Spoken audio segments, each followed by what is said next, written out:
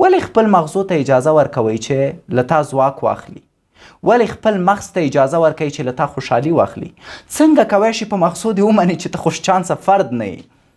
ولې د مغز پرېږدي چې تا له مبارزې وباسي؟ ولې بیرته په خپل مغز کار نه کوي؟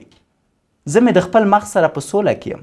ما تر ټولو په خطرناکه کنده کې واچوه، راته پلان جوړ که، راباندې تور ولګوه، میاشتې میاشتې زما بدنامۍ ته کار وکړه، میاشتې میاشتې زما بدنامۍ ته برنامه جوړه که، او کله چې د مبارزې وخت راشي 2 ورځې وروسته به ستا مقابل کې ولاړ، پرته له دې چې یوه ثانیه هم په ځان شک وکړم، پرته له دې چې یوه ثانیه هم د ماتې اړوند فکر وکړم.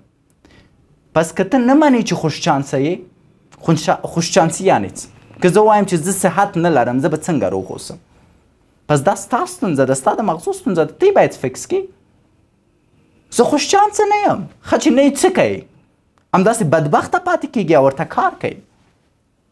چانس ستا په لاس کې دی.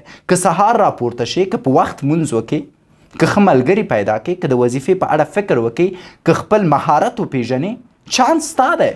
پس لطفا ماته مه وایئ چې خوشچانسه نه یم. دا تر ټولو کاذبه خبره ده چې انسان یې ماته کولی شي.